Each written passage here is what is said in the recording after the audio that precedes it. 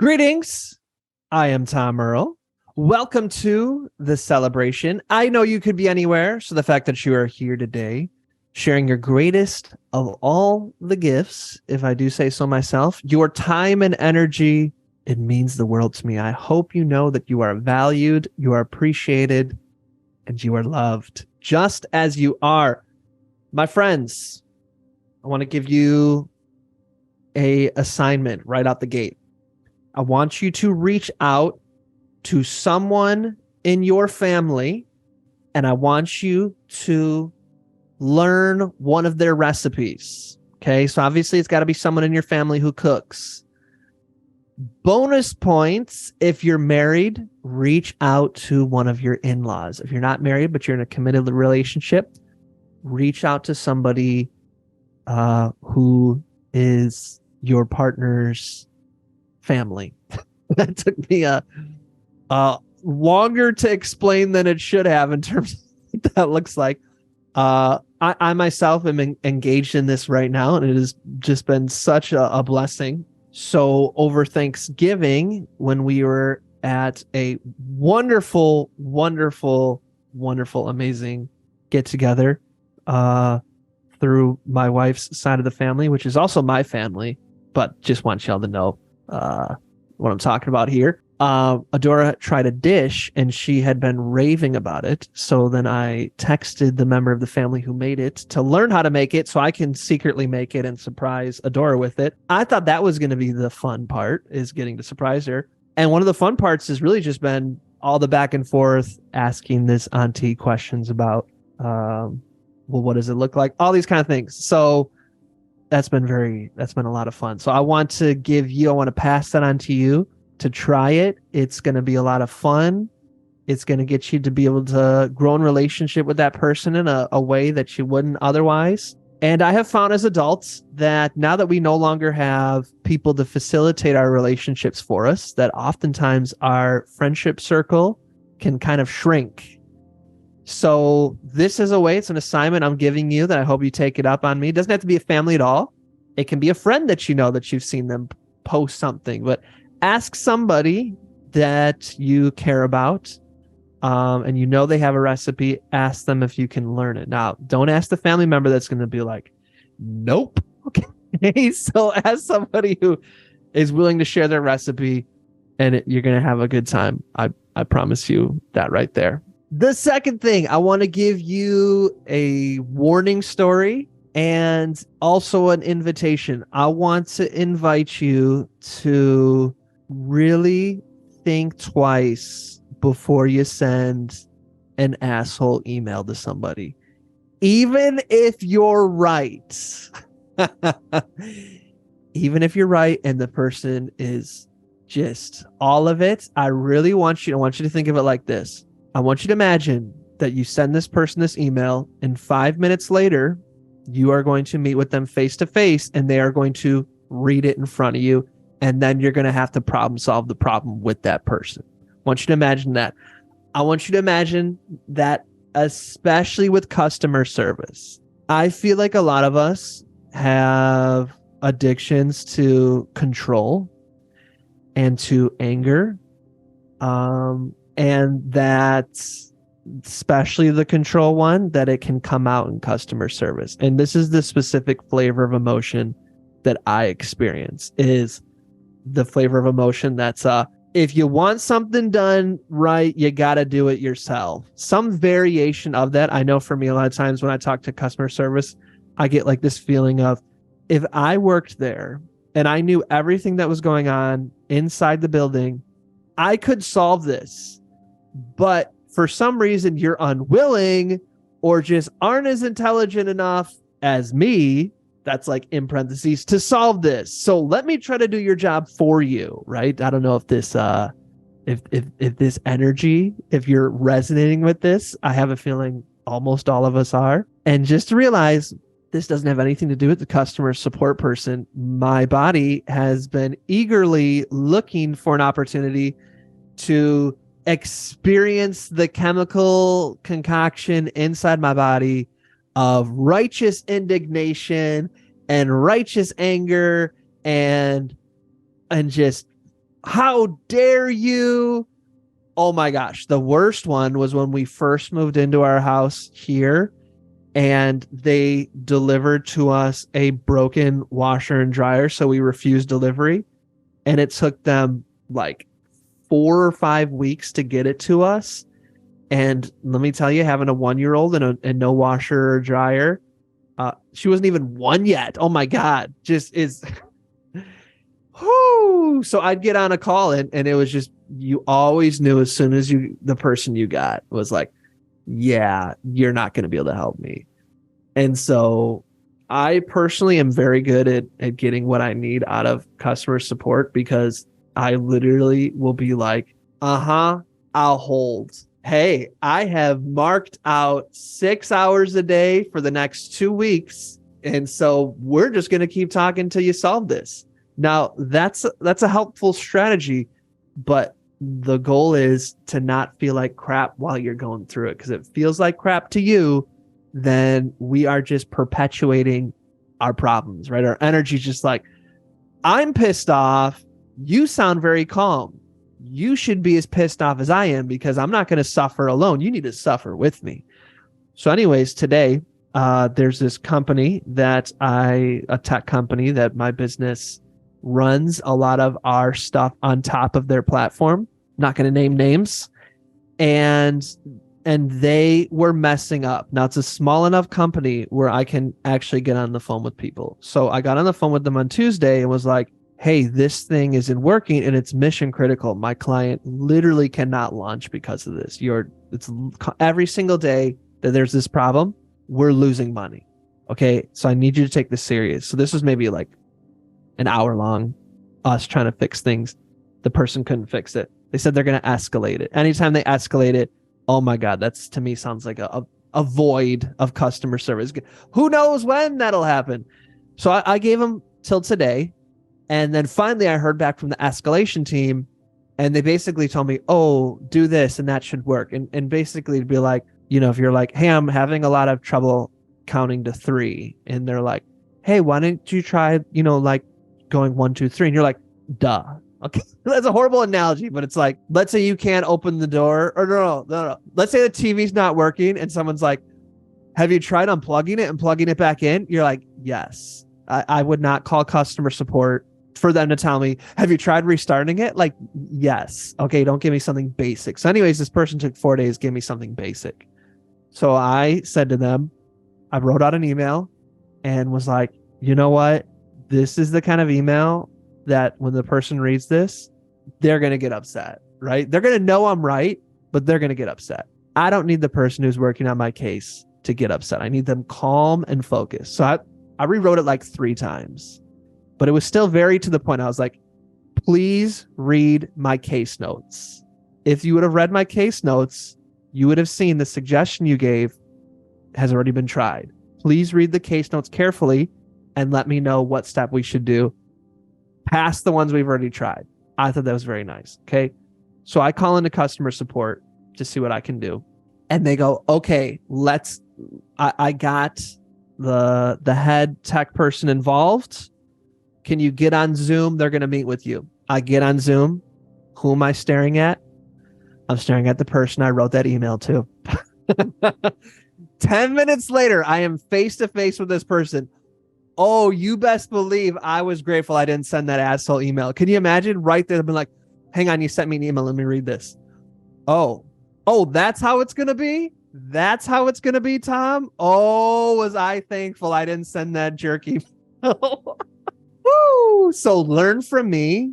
And just anytime on the internet you ever want to send something out there that is just the asshole side of you, I want you to imagine 5 minutes later, they're going to knock on your door and say, really? Okay, just even when you're right. Okay, now I'm obviously not trying to get into respectability politics and telling people to, like, make yourself, why are you so mad? That kind of like white guy in the comments when people are talking about race. I'm obviously not talking about that kind of stuff. Like, I'm not trying to silence folks. I'm saying more like when you're collaborating with somebody or you're talking to somebody who it's just their job, like customer service, and they don't know, dude. They're just as pissed off as you are. in moments like that where you can give someone grace, give them grace, and just try to own that the anger is not about them. It's just giving you an excuse to feel an emotion that your body's addicted to. Okay. And I can take all the yous out of there. If this feels a little too direct, you're like, who's Tom think he is? Let me say me. Tom, customer service can sometimes, most often be, we're like, yes, I've been looking for a fight.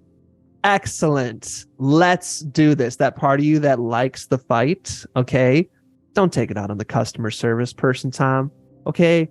Go play some hockey. Go for a run. Get on your, not going to say the name of the brand, get on your bike your stationary bike. Let out the rage that way, okay? Don't take it out on the customer service person. I thought I'd pass that on to you all as well, though. All right. Here's also what I want us to talk about. I want us to talk about this LA Times article. By the time this gets to you, I bet this LA Times article is going to be 2 months old. I think that's fine. So this came out on November 18th, and the name of the article is How Karen Bass Prevailed Against Rick Caruso's $100 million campaign. So if you're not in LA, then maybe these two names are new to you. So we had this mayoral race here in Los Angeles, Karen Bass versus Rick Caruso. In a nutshell, Karen Bass has been a long-established politician. She started off here in LA, grassroots, working in nonprofit, organizing. She's a Black woman. She's been in the game. She should be on, if you just check the box, most folks are going to say, makes sense, Karen Bass should be mayor.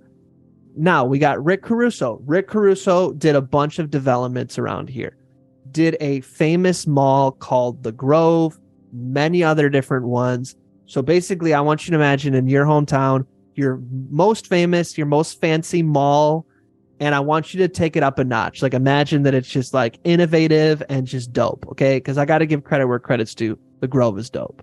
Okay, that's Rick Caruso. Rick Caruso has a ton of his own money. A ton of his own money.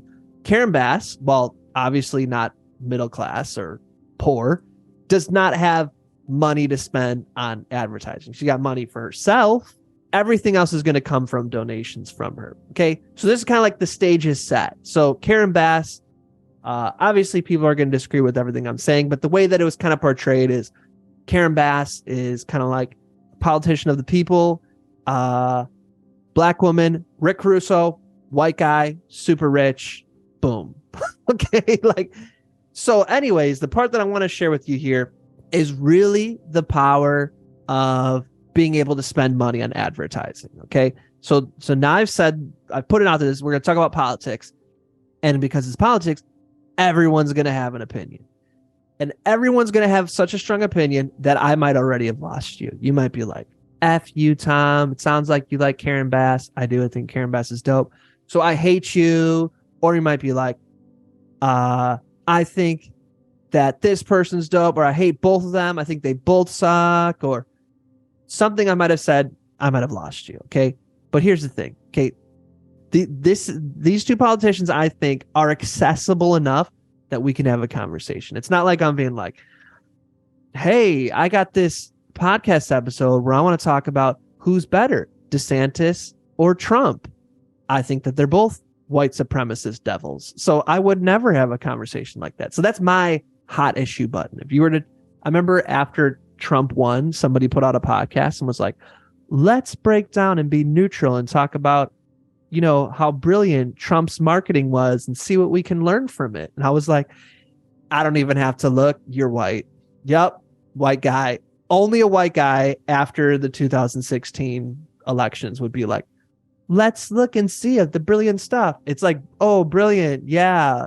You can just be like, hey, racism is made up and white people, you got like, okay, he took out of the playbook of all fascists, how to divide and I don't think it's brilliant. Okay. So that's my red hot button. If for some reason talking about Karen Bass and Rick Caruso, you're out of here. All right. I understand. I have my biases too, and I'm very aware of them. But for this one, I think that a lot of us can kind of like pull through here. So I want to talk about this with you. Okay, that's my disclaimer.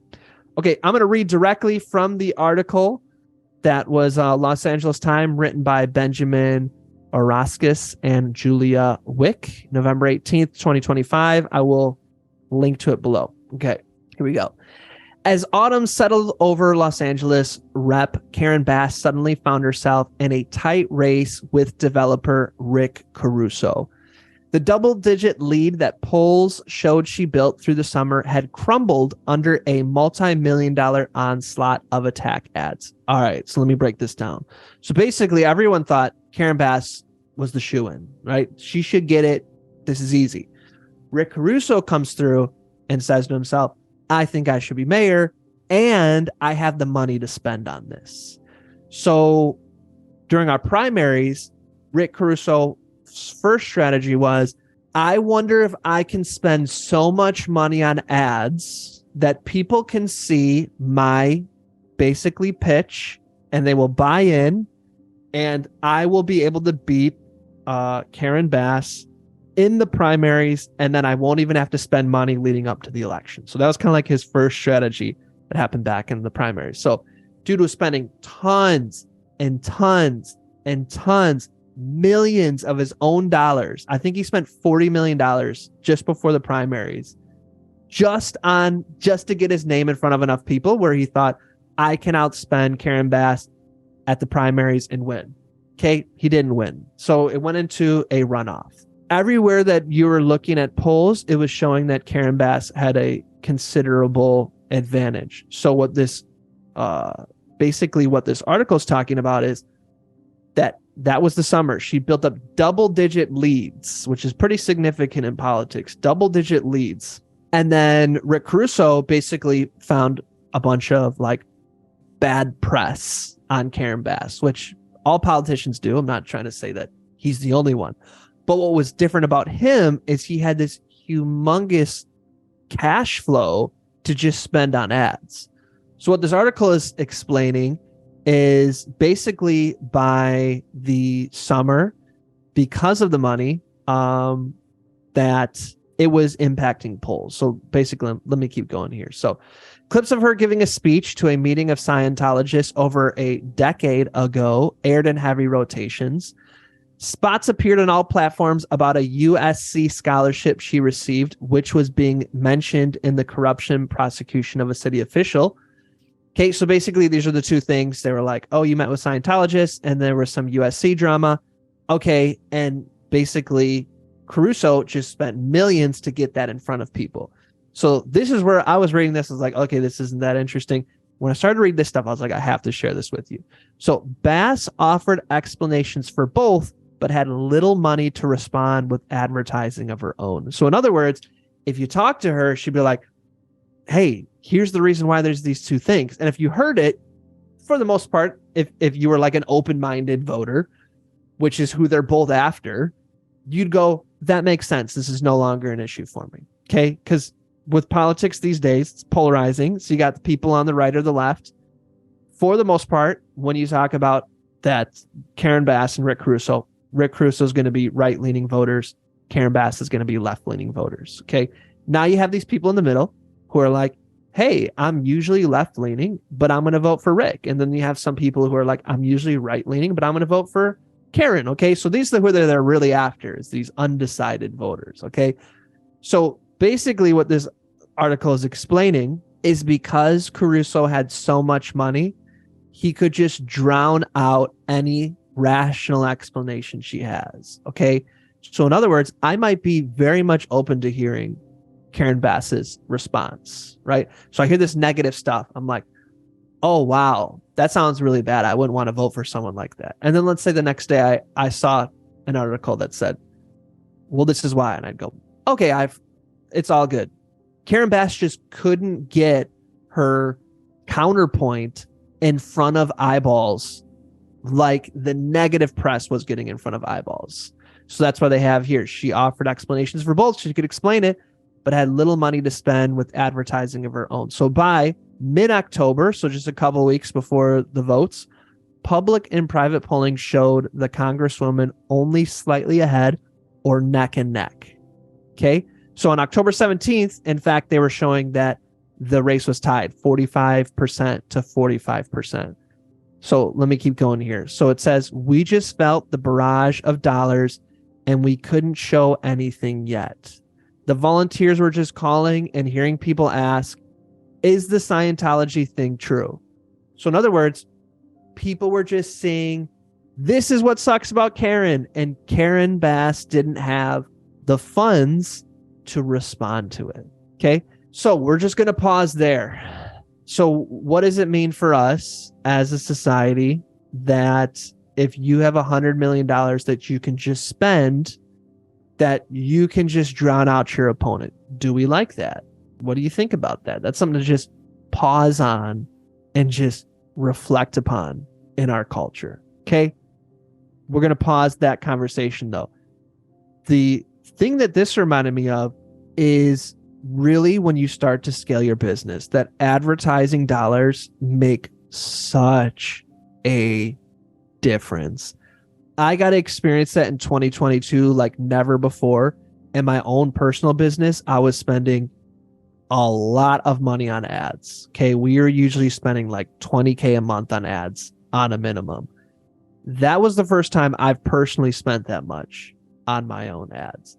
Now, I was able to either work directly on ad campaigns myself or be in the room with people who are spending like $400K a month on ads. Okay, so my $20K obviously pales into comparison to that, but at the level of business, the amount of clients I wanted to work with, how specific and niche and boutique that we wanted to be rather than a $1 trillion business, 20K was a lot. So for mine, but also seeing what it looks like for someone to run a $400K a month campaign, I was really able to see, okay, this feels so much different than when I was either doing things just organically or when I was spending 3 or even 5K a month. The difference between spending 5K a month and 20K a month in terms of your market saturation is completely different. There was a phrase that I was specifically using in my ads.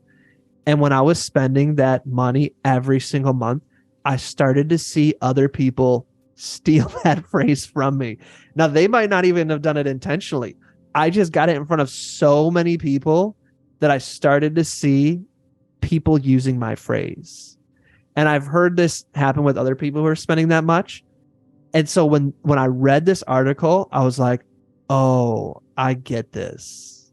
And not just get this because I live in LA and I was experiencing it, but I get it as a business owner that when you have the cash to just pay to get your message in front of people, the more cash you have, the more people you're going to be able to get it in front of.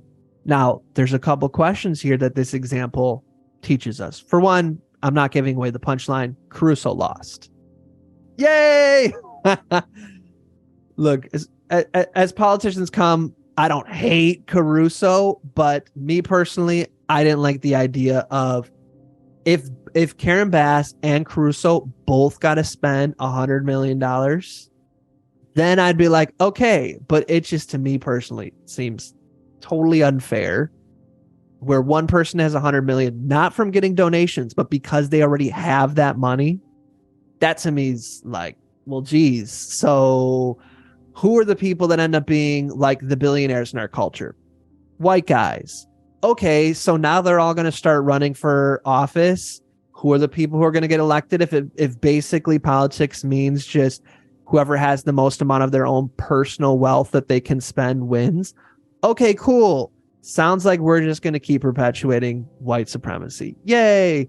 Not obviously trying to put that all on Rick Caruso. Okay. Once again, I don't think he's the devil that a lot of other politicians are. I just like Karen Bass. Okay. But I also just don't like the idea of it's just so disproportionate. I didn't like that. It's me personally. But let me remove my emotions from it. I ask myself all the time in my business, well, does it mean in business too that you're not going to be able to succeed until you can spend this level of ad budget that I see people spending? Well, this right here, this example, this case study that I'm telling you right now, people are going to study this way better than I am. I'm not a political scientist. this is something I found very interesting that I think relates to the business world that I wanted to share with you. So obviously you're going to find people better at analyzing this than me, but I think it was a real commentary that in this instance, you couldn't buy the office. You couldn't outspend your opponent. That being able to spend, how much X more than this other person spent by millions isn't going to get you it. So what is the factor? If it's not money, what is it going to get you? Now, I want you to go back and listen to the episode that I did with Jana Joyner. Okay. It just came out a couple weeks ago. And in that, we talk about the power of the cosign. I'm going to tell you right now, affiliates, referrals, cosigns are worth way more than paying for someone to become a customer. So in other words, when I was doing my Done For You agency, I was willing to pay somebody $3,000 if they referred a customer to me.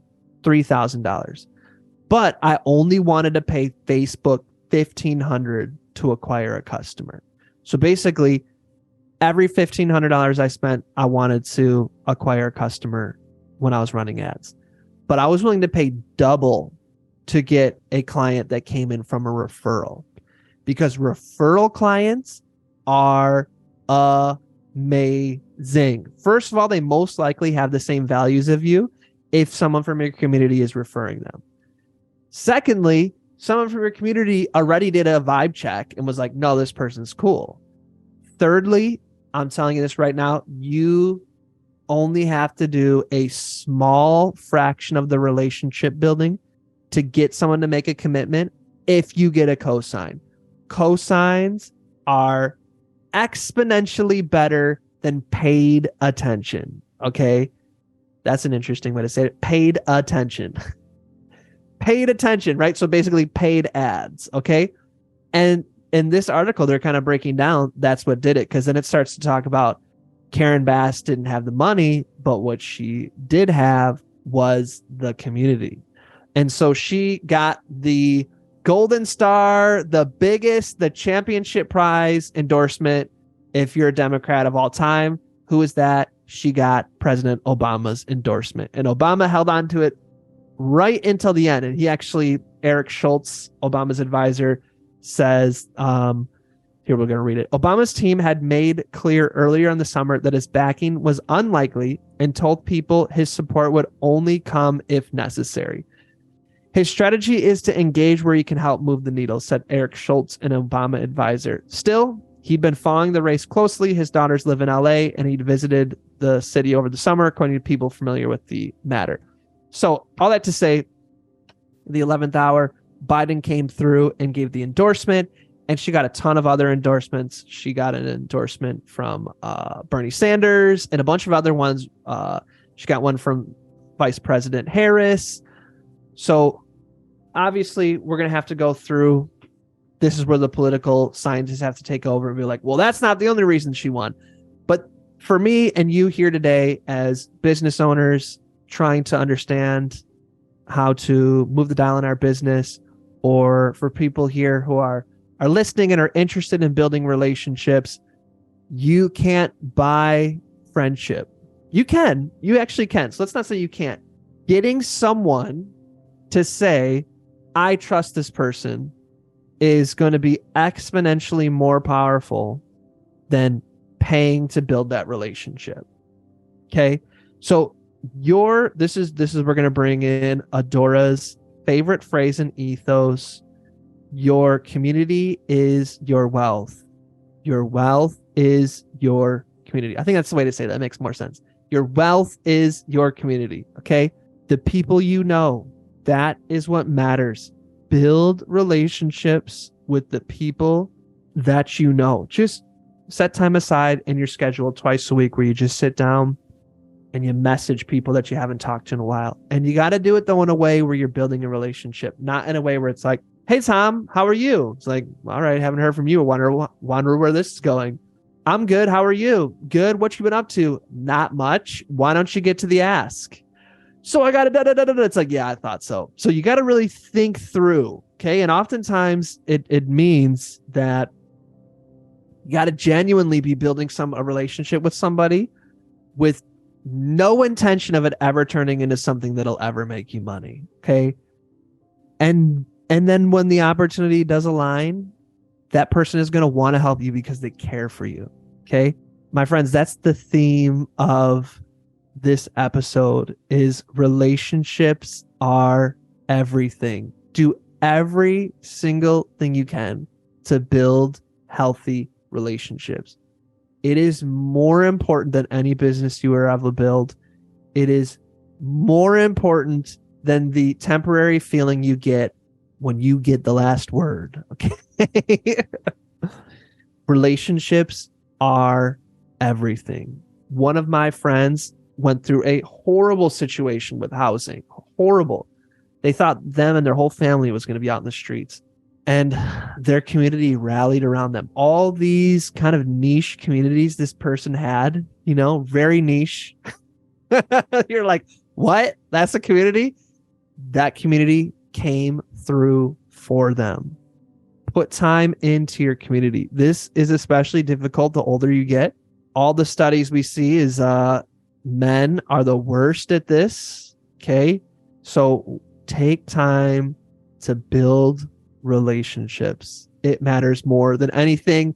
Let Karen Bass have taught you that lesson. Let my customer service have taught you that lesson. Let making delicious food teach you that lesson. My friends, I appreciate you. I love you.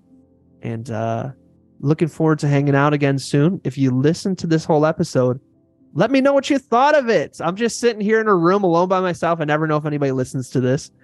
Email me, tom@tomearl.com. Text me, 310-494-2995. Instagram @TomEarlArtist. I'd love to get to spend more time with you, get to see each other once a month, get to talk together once a week, and really get to show you what we're doing to help our community boldly tell their story and then learn how to get that story in front of the people who need to hear it most. That's what we're doing inside of our immersion program. I want to be on this path with you. Our goal isn't to tell you answers. Our goal isn't to give you the next big shiny thing. Our belief is that the answers you seek are already within you, that everything you need to know, you already know. We just need to bring it to the surface. That's what the immersion program is, to put you through a process where you discover the storyteller that you already are, and that you create a story, you create messaging that is just magnetic. It brings people to you rather than you having to go out there and chase after folks. If that sounds interesting to you, all that stuff is down below, the link, everything you can do to learn. Otherwise, you can type it in directly, tomearl.me/DCM invite. DCM is in direct connect method. If you're like, this is awesome, but I'm low on cash. If you're low on cash, but rich in ambition, we have scholarships available for anybody.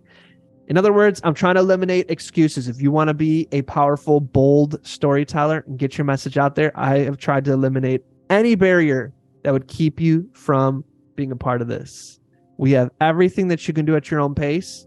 Do it yourself. So we have all the steps there. So you don't have to worry about time or anything like that.